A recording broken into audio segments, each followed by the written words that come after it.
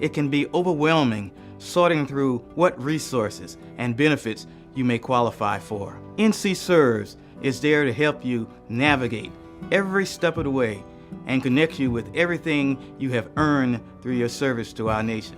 Our Veteran Resource Guide has over 200 pages of federal, state, local, and nonprofit programs to assist you and your family. Because of technology, we're all just bombarded with endless information. You can Google something for veteran services and it's just mind-boggling. And people are busy. They're going to work, they're going to school, they're raising a family, they're trying to do their hobbies, they're trying to have a good work-life balance, and they're trying to navigate a resource, and they get frustrated and often give up. So when you have a central point like NC Serves, you come in and say, I have been very frustrated getting connected to this particular resource. Our community coordinator will say, understand, what do you need, and we're going to get you there, and we're going to streamline it. When you walk in our doors or get connected to us virtually, we can get you all your services, and we're going to be honest with you about what services you can and cannot get, what you're eligible for. Maybe you're not qualified for that service, but our main services: housing, shelter, employment, benefits, navigation, social enrichment, legal, substance abuse, counseling, mental health, physical health, you name it, and we're going to find it. And if you don't think anybody can help you, I actually ask, please ask us. You don't know until you ask and until we've navigated through the community. And if it's a need that's not being met, we want to know that. Our partners are amazing. They'll come together and say, we're going to find a way to meet that need. Never underestimate just how committed communities are to taking care of veterans and their families. Not handouts, taking care of them.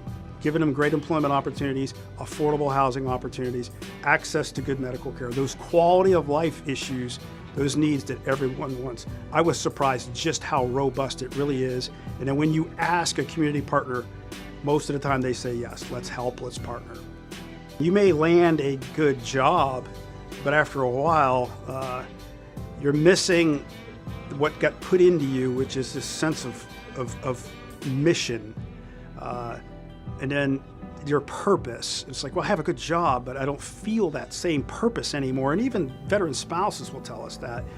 Getting connected to us, we'll get those social connections to where if you want to volunteer, great. If you just want to get on a in-person or a virtual coffee, we have all those options to where you kind of get that purpose again when you come back into the community. And you get connected with fellow veterans, and it's often people you knew and even served with. It's a small military in the grand scheme of things, and that sense of connectedness is what we want you to have. I love this because the community has come together. This work is hard. It's tough on us. We focus a lot on self-care and taking care of our local team at NC Serves, but also our providers. But at the end of the day, we can say, hey, we made this community better, one veteran at a time. Welcome home, warrior. Your service to our country came with great sacrifice and quite a few benefits. The Veterans Benefits Administration and our network of state and county veteran service officers across North Carolina are ready to help you identify and file for all the benefits you may qualify for. Veterans, or rather soldiers, men and women, we're not accustomed to asking for help. We just jump in and do it. However, that could be a barrier for you coming into the office. We want you to come into the office today to assess just what's going on with you. We want to take care of you now. The VA Regional Office assists veterans transition from military to civilian life. We assist with disability compensation, pension, education, veteran readiness and employment, and home loans. Some services that a lot of veterans don't think of are the women's health. I'm very proud that in 2014 that they're open an office specifically for us women in our health issues, because we too do serve this country. I'm most proud of assisting veterans that live within our community. These are our store clerks, our postmen, the people that we interact with every day, and we assist them to help better improve their quality of life. For the veteran that is just transitioning out of the military today, we would like to meet them where they are.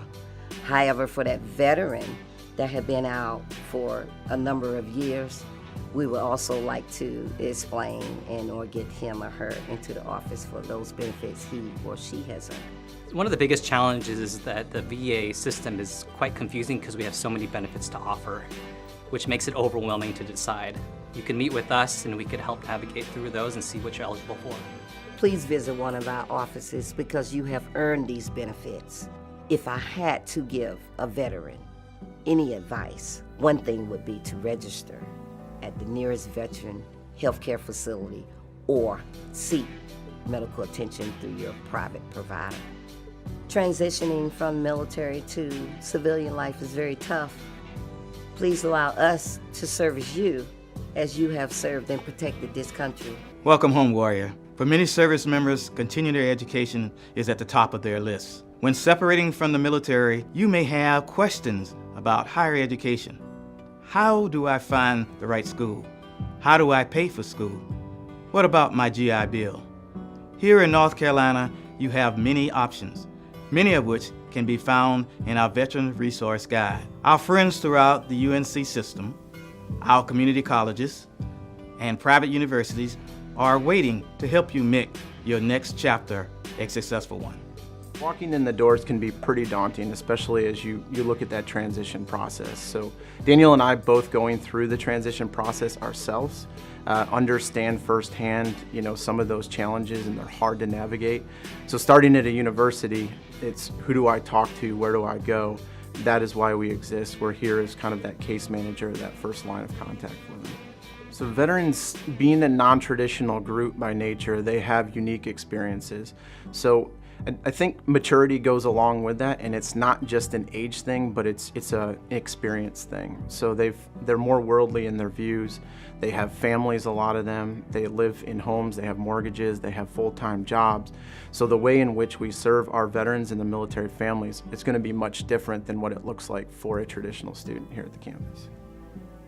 Here at NC State, I work with our Veterans Education Office. Primarily here, we kind of are the administrative arm of really supporting our students on campus, meaning we can help our military-connected students with military withdrawals, advising questions, registration questions, GI Bill benefits. So if they're using benefits, we can assist them through the enrollment process and receiving those awards that way. And that's really what our focus is to kind of really support them holistically through an administrative process.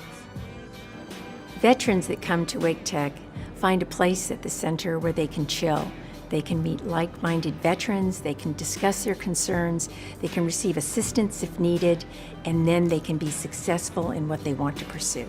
We are here with a veteran zone so that they can come in and talk to some of their fellow veterans. They can learn about all of the programs that we have. We have Student Veterans of America Club. We have a Salute, it's a Veterans Honor Society, and we're here to help them be successful, but also that they can be with a group that they can relate with. The Veteran Zone is where it's at. I mean, because it's as real as you can be in there. You're surrounded by a bunch of combat veterans. We all done the same thing.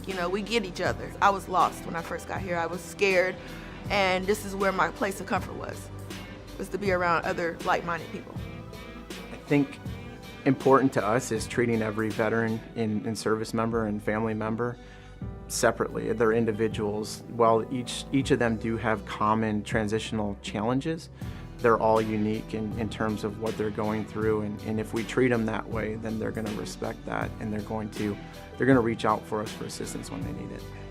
Welcome home, warrior. What's my next career? Upon entering civilian life, it may be difficult to figure out what's the next chapter of your career should look like. Workforce Solutions and NC for Me have a wealth of resources to get you the tools, the training, and information you need to find a new career with purpose and potential. Employers across the state of North Carolina are eager to hire our veterans. I believe that if you have served this country, you can certainly serve in any company in this country. NC for Me understands that it's difficult to transition out of the military into a career in the civilian workforce, so we have created NC for Me to make that transition easier. We are going to allow any of our veterans, our Guard and Reservists, our spouses, and our transitioning service members to connect to companies across North Carolina by simply putting their information into our Career Connection tool. NC for Me employs a team of individuals that are veterans, that are military spouses, so they understand what you've done in the military, they understand the sacrifice that you have made, and they're really good at educating employers on the value proposition of what the value really is with military talent. We are North Carolina Career Center. In general, we provide a variety of services, employment services, career assessments, assistance with resume, assistance with workshops, and any of the employment services that we have to offer. A lot of veterans don't seek help. And I think by having an organization like NC Works and Career Center with all the programs, it's another outlet to help them. A lot of times it's easier to blame somebody for your mistakes, and it's kind of hard for you when you're blaming so many people to, like, you know what, hey, I need to take a step back and look at myself in the mirror and seek out that assistance. And I think by, this organization, it's the gateway. It's just, it opens up the doors. Hey, here are some things that we can do for you. If we can't do these, then here go other avenues and other resources that we can provide for you. We have a team of individuals that understand you, that are veterans, that are military spouses, that help create that connection with employers across the state. So we make sure you're taken care of from the minute you come into our organization and working with us to the minute you exit, and hopefully grab that career that you're going to love for the rest of your life. North Carolina believes that if we trusted you with our country, we can certainly trust you with jobs across our state. Welcome home, warrior. North Carolina is fortunate to have 4 VA medical centers, over 24 VA clinics, 6 vet centers, and many state and community partners available to assist you with medical care that you are entitled to for your service to our nation. Don't hesitate to reach out. They are all there to serve you. The state of North Carolina is committed to being the most veteran-friendly state in the U.S. Veterans who live in North Carolina may be eligible for care from the Veterans Health Administration, from non-VA resources, or from some combination. If someone is enrolled in VA healthcare, they should expect to get primary care services, and the primary care doctor can then help them figure out if they need access to specialists. I think one thing that younger veterans don't realize is that they are as eligible for health care as some of the older veterans or those that they've seen that are suffering from physical wounds of war. There are also the invisible wounds of war, and one of the things that veterans should think about is the toll that service has taken on them psychologically, and whether that's something that needs to be investigated. Here at the Vet Center, we do individual counseling, we do marriage counseling, we do family counseling, and we do group therapy. When a veteran gets out of the military, there's a lot of difficulty transitioning from being a veteran to being a civilian. The Vet Center can walk you through that process and get you to where you need to be. Not only do we serve veterans, but we serve active military, including Guard and the Reserves, as well as their families. And one of the new services that the Vet Center offers is bereavement counseling for family members of anybody who's died while serving on active duty. One of the hallmarks of the VA is that primary care serves as the anchor for the whole system. If a veteran seeks health care at the VA, they will be assigned a primary care provider who will perform a comprehensive assessment and get them connected to the resources that match their needs. Behavioral health care is now integrated into primary care. At the Stephen A. Cohen Clinic here in Fayetteville, we service post 9/11 veterans, active duty service members with a TRICARE referral, Guardsmen, reservists, and their family members, all regardless of role or discharge status. If they've worn that uniform for more than a day, they're definitely welcome to our care. As soon as they walk through the door, they've made the first step towards their mental health issues. Here at the Cohen Clinic, our clinicians provide brief evidence-based, client-centered therapy all on an outpatient basis, as well as we provide case management services and resource referrals for things that are like finances, education, housing, and as well some of our clinics do provide transportation to and from the clinics within a 30-mile radius. We also provide child daycare in certain clinics. It shouldn't matter whether a veteran lives close to a VA hospital or a VA clinic, or whether they live in rural parts of the state. They deserve and are entitled to excellent health care. A lot of new technologies have come into play so that veterans can access care through their home.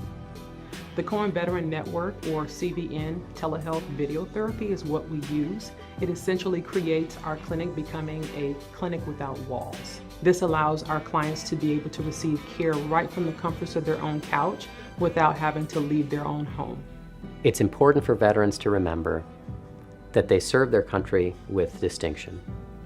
No matter which era they served in, what branch they served in, or what their role was when they were active duty, healthcare benefits are important and will partner with you in your journey.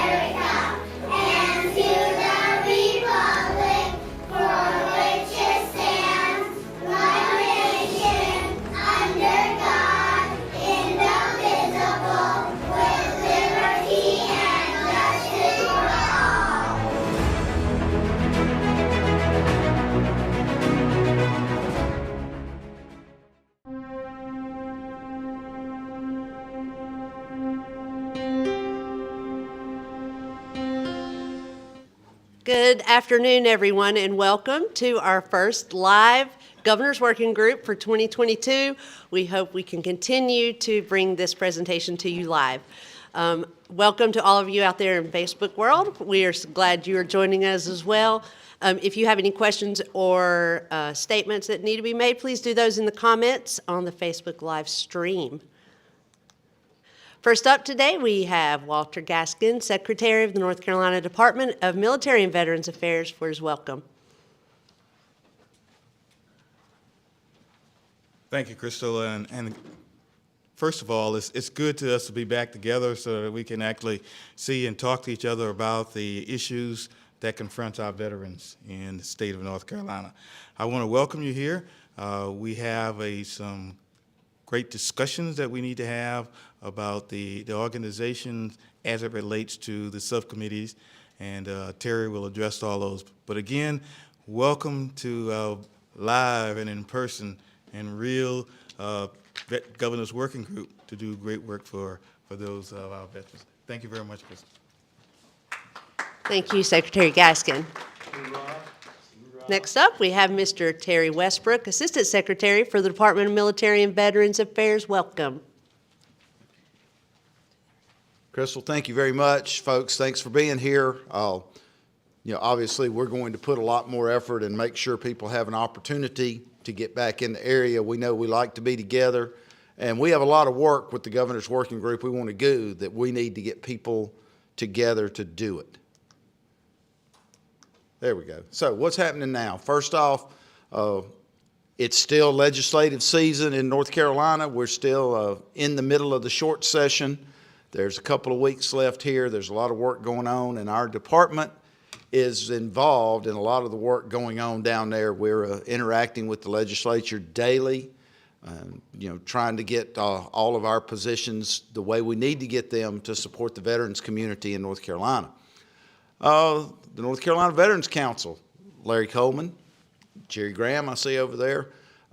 They've got a meeting coming up here in about a month. They will also be live, but they also have a virtual component of that meeting. There's a lot of activity that the Veterans Council is trying to address and make sure that all of our service organizations in the state have an opportunity to kind of form a bond and do a lot of work with them. So I encourage everyone to attend that meeting, either in person or virtually, however you can do so. The Kernersville State Veterans Home. So we're proud that we're getting close to opening our 5th state veterans home in North Carolina, providing skilled nursing care for veterans that have a diagnosis that they need skilled nursing care. It's in Kernersville, 120-bed facility. The construction of that facility has been completed. We have a conditional certificate of occupancy right now, so we're putting the final equipment inside the building. The Nursing Home Management Service Company is providing the staff and getting their staff and starting their training process. We're planning on a grand opening sometime in the next 4 to 6 weeks, so stay tuned. I'll let you know as soon as we can establish that date, but we are really getting close to putting residents inside that building, which is important to all of us. And the last thing on this slide I'd like to talk about is these 7 subcommittees.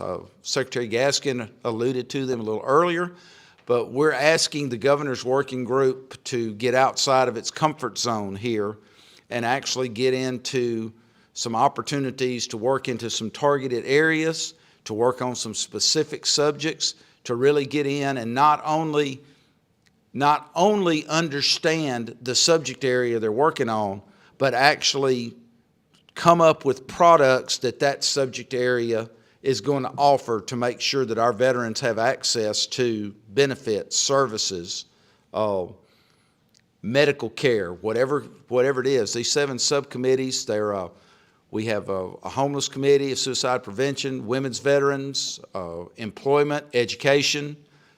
We have a social enrichment committee. We have a couple of committees that are dealing with health care and mental health issues specifically. So, like I said, the goal here is we want to link together all the people in a subject field, and we want to not only understand what that field does, we want to start looking at what does it need, what resources does that field need to provide that service or benefit to the veteran population. How are we going to provide it? Where are we going to put it at? How do the veterans access it? Who are all the stakeholders that make it work? So there's a lot of work associated with these committees that we're really excited about getting people to do. Some of our committee chairmen are here today. I see Blake Bourne from the Veterans Bridge Home. He's running the social enrichment. I see Dave Roddenberry here that is working on some of the social. Crystal is our benefits coordinator for that. So a lot of those committees are represented. They're going to be reaching out to you, all of you that are looking at this thing, to find people that want on the processes that they're trying to develop.